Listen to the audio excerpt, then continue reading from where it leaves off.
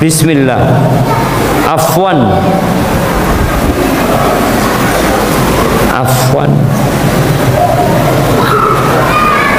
Outs dari tema. Keluar tema. Kemana keluarnya?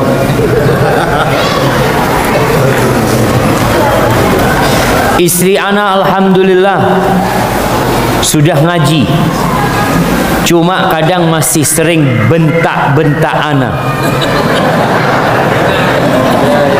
Walaupun sebenarnya ana tahu dia cinta mati sama ana. Tolonglah dinasihatin dia, Ustaz. Kebetulan dia ada di sini. Soalnya ana juga sayang sama dia.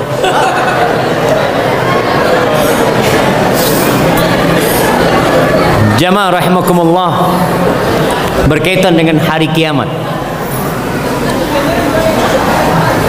Nanti di sana ada persidangan khusus untuk hak-hak manusia,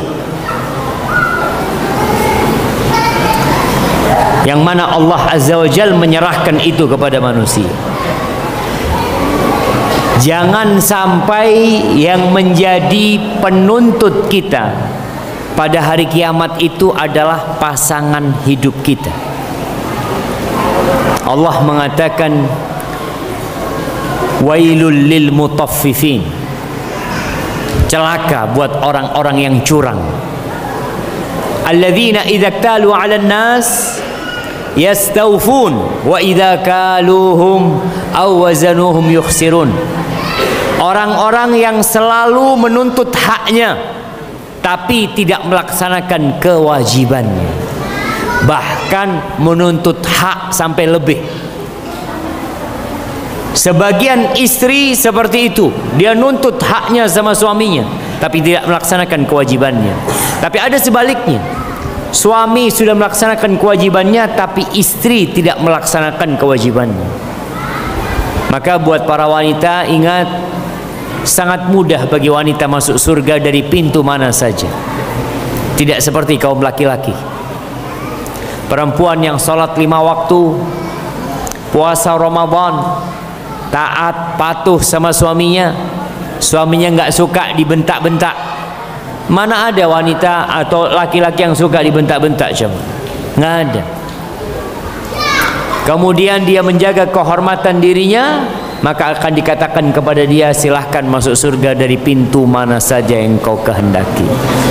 Dan para wanita banyak menghuni neraka dikarenakan kurang bersyukur sama suami, selalu melihat kepada kekurangan suaminya, lupa dengan kelebihan suaminya.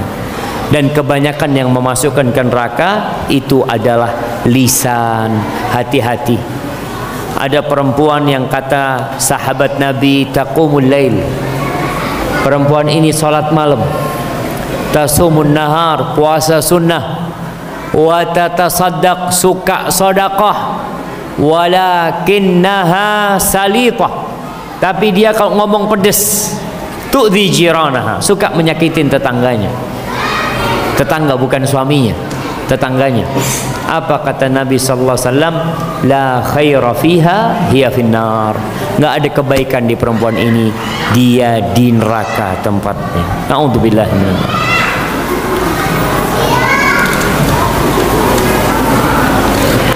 Assalamualaikum Ustaz. Waalaikumsalam. Saya seorang pria yang bekerja di Merauke, sedangkan saya lahir di Makassar. Saya meninggalkan satu-satunya orang tua saya di kampung, yaitu ibu saya. Saya sudah berumur 25 tahun dan saya belum menikah. Afwan Ustaz, saya mau nanya, manakah yang harus didahulukan? Merawat dan membahagiakan orang tua saya dulu atau menikah? Sedangkan penghasilan saya tidak seberapa. Syukur. Ahibati fillah, ini orang sudah meninggalkan orang tuanya, meninggalkan ibunya bekerja. Apa tujuan engkau bekerja? Rasulullah sallallahu alaihi wasallam mengatakan, apabila seorang lelaki bekerja, yas'a ala abawaini syaikhaini kabirain, kalau dia bekerja berusaha untuk memberikan nafkah kepada kedua orang tuanya yang sudah sepuh, maka orang ini fi sabilillah. Sekarang engkau sudah bekerja, apakah engkau berikan kepada kedua orang tuamu, atau engkau berpikir untuk yang lain? Maka yang pertama, niatnya antum ke Merauke ngapain? Niatkan untuk berbakti sama orang tua. Setelah antum berbakti sama orang tua, jangan takut rezeki antum berkurang. Mana qasad Nabi SAW bersumpah, karena ada orang yang kurang percaya. Beliau mengatakan salasatun uqsimu alaihin, ada 3 hal yang aku bersumpah atas kebenarannya. Salah satunya mana qasad sadaqatun min malin, sedekah itu tidak mengurangi harta. Apalagi kalau antum membahagiakan orang tua antum. Di antara pintu rizki itu bukan hanya bekerja keras. Orang berpikir, antum lihat ada orang tiap hari kerja keras sampai tua mati miskin. Kok bisa Ustaz ya? Karena dia berpikir pintu rizki itu cuma kerja. Banyak pintu rizki. Salah satunya berbakti kepada orang tua, menyambung silaturahim, itu termasuk pintu rizki. Antum dalam kondisi sekarang ya rizkinya masih nggak seberapa, gunakan untuk memperbanyak rizki dengan berbakti kepada orang tua. Nikah, insya Allah setelah berbakti sama orang tua, antum nikah. Jadilah seperti Uwais Al-Qarni, yang dia jamaah Uwais Al-Qarni ini bukan meninggalkan pernikahan demi berbakti kepada orang tua. Dia meninggalkan sebuah fadilah terbesar, yaitu fadilah menjadi sahabat Nabi Muhammad SAW. Uwais ini nggak bisa jadi sahabat karena dia harus nungguin ibunya di Yaman sana. Dia hidup di masa hidupnya Rasul SAW. Tapi kedudukan Uwais sampai Umar bin Khattab disuruh minta doanya Uwais Al-Qarni. Maka antum jangan takut ketika berbakti kepada orang tua. Benarkah umat Nabi Muhammad, ini siapa yang nulis pertanyaan ini? Nggak pakai sholawat buat Nabi SAW. Benarkah umat Nabi Muhammad Sallallahu Alaihi Wasallam? Antum tahu orang yang paling pelit adalah orang yang disebutkan nama Nabi kemudian dia tidak bersolat kepada Nabi Alaihi Wasallam. Tidak sampai 150 tahun, coba dilihat hadisnya ada apa enggak. Antum jangan asal percaya dengan orang yang menyampaikan hadis, khususnya yang berkaitan dengan akhir zaman. Karena sekarang muncul dai-dai cocokologi, cocoklogi, pokoknya dicocok-cocokkan semuanya. Hadisnya sahih, kadang-kala hadisnya sahih, tapi nggak cocok dengan apa yang dia cocokkan. Ada yang mengatakan Dajjal sekarang sudah lahir. Di mana lahir? Disembunyikan. Disembunyikan. Nanti kita ketemu sama dia. Jamaah, persiapkan diri untuk menghadapi kiamat. Antum jangan menyibukkan diri dengan umur umat. Oh Ustaz, ini sudah tinggal sedikit umurnya Ustaz, berarti ya kita akan kiamat. Udah, kiamat mau besok mau lusa, antum harus siap-siap. Dan orang yang mati, qamat qiyamatuhu, kiamat dia telah terjadi. Maka antum jangan memikirkan yang jauh, antum pikirkan yang dekat sama antum. Makanya ketika ada seorang sahabat Nabi bertanya kepada Nabi SAW, ya Rasulullah, mata sa'ah, kapan kiamat wahai Rasulullah? Alaihissalam, ya Rasulullah. Nabi nggak jawab. Nabi balik bertanya sama orang ini, wa madza a'datta lis-sa'ah, apa yang kamu persiapkan untuk kiamat? Bayangkan jamaah, tuh sahabat tanya sudah 1400 tahun yang lalu, dan sampai hari ini kiamat belum terjadi. Belum terjadi. Tapi Nabi sudah bertanya kepada sahabat ini, apa yang kamu persiapkan? Karena kiamat itu pasti terjadi, maka kamu harus mempersiapkan untuk kiamat tersebut. Barakallahu fikum.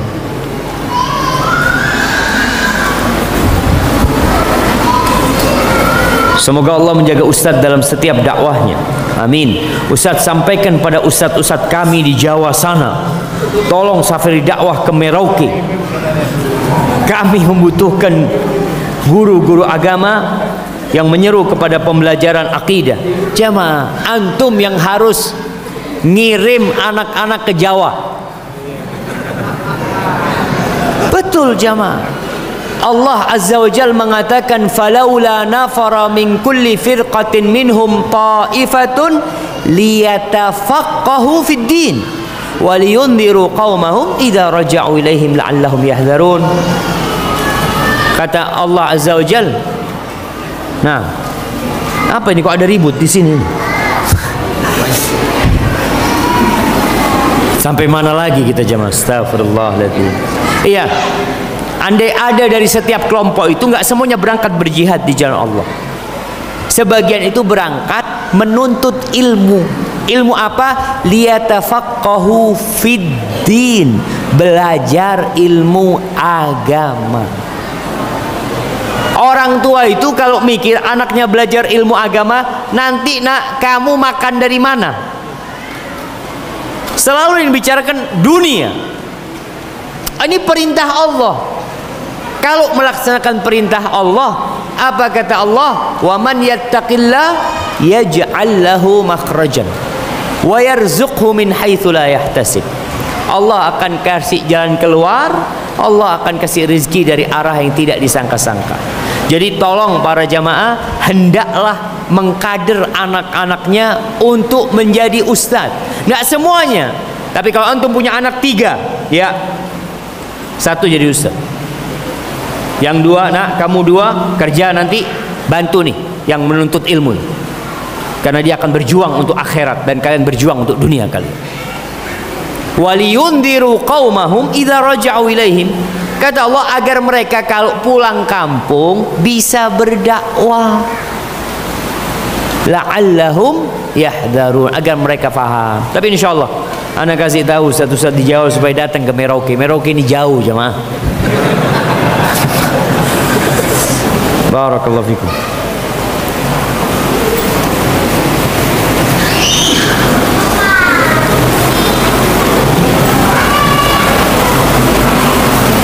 Saya pegawai bank syariah, punya fasilitas KPR yang saya ambil karena ketidaktahuan saya soal riba, dan awal tahun ini saya mengajukan resign untuk fasilitas KPR saya harus lanjutkan cicilannya hingga lunas atau boleh saya diamkan hingga disita. Haibati fillah, kalau utang itu wajib dilunasin. Wajib dilunasin.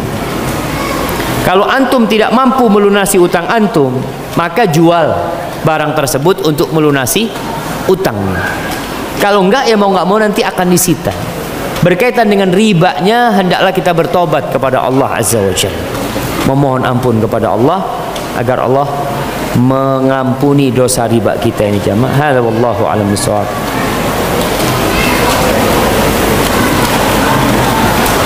Baik, ini pertanyaan terakhir jamaah. Assalamualaikum Ustaz. Waalaikumsalam. Apakah masih ada ampunan orang yang telah berbuat maksiat zina di kemudian hari? Haibati fillah, termasuk dosa yang terbesar adalah dosa zina. Dan zina ini bertingkat-tingkat. Yang terbesar dosa zina adalah berzina dengan mahramnya.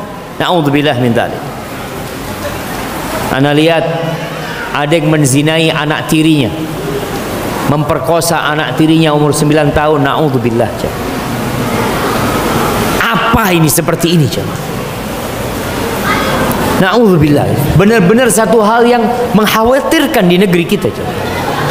Dan kalau kita lihat 63,2% atau 0,7%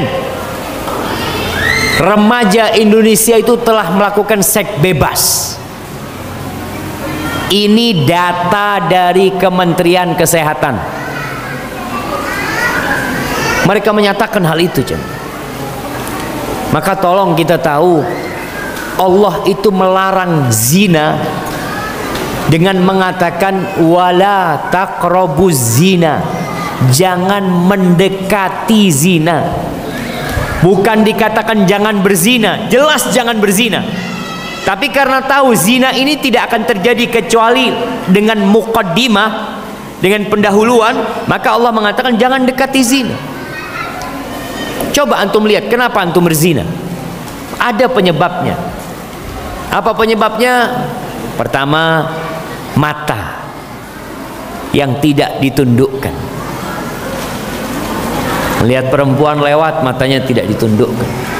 Apalagi sekarang fitnah handphone yang sangat menakutkan.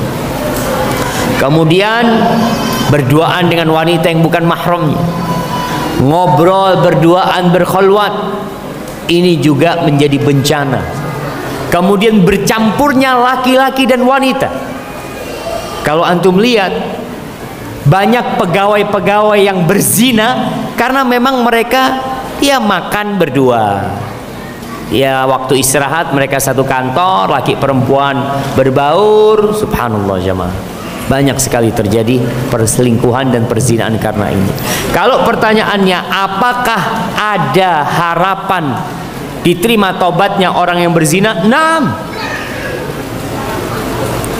Apa kata Allah Azza wa Jalla, ya ibna Adam, lau ataitani biqurabil ardi khati'atan, wahai anak Adam, kalau engkau datang menjumpai aku dengan sepenuh bumi ini dosa, tidak ada satupun lokasi di muka bumi kecuali ada jejak dosa dia. Thumma ataitani la tusyrik bi syai'an la ataituka biqurabiha maghfiratan. Kemudian engkau datang menjumpai aku tanpa melakukan kesyirikan, maka aku akan menjumpaimu dengan hampir sepenuh bumi ini ampunan.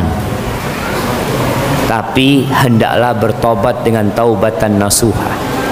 Syarat taubatan nasuha itu yang pertama menyesal, yang kedua meninggalkan, yang ketiga bertekad untuk tidak mengulangi, yang keempat kalau berkaitan dengan hak orang maka dia harus minta dihalalkan atau dikembalikan kalau dia mengambil milik orang lain. Hadza wallahu a'lam bishawab. Nah, minta satu saja yang dari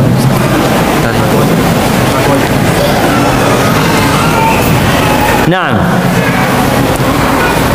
ini pertanyaan ibu-ibu jamaah. Sebenarnya apa yang terjadi? Enggak tahu apa yang terjadi. Assalamualaikum Ustaz. Sebenarnya apa yang terjadi bila di dalam hati kita ada niat baik, tapi mengapa di saat berniat baik secara bersamaan pikiran atau otak kita berbicara atau berpikiran jahat dan jelek? Apakah itu manusiawi, pikiran dari setan, dan bagaimana cara mengatasinya? Terima kasih. Wallahi sahih jamaah. Ada qarin yang mendampingi manusia dari setan dan dari malaikat. Yang senantiasa membisikkan kebaikan itu dari malaikat, bisikan malaikat.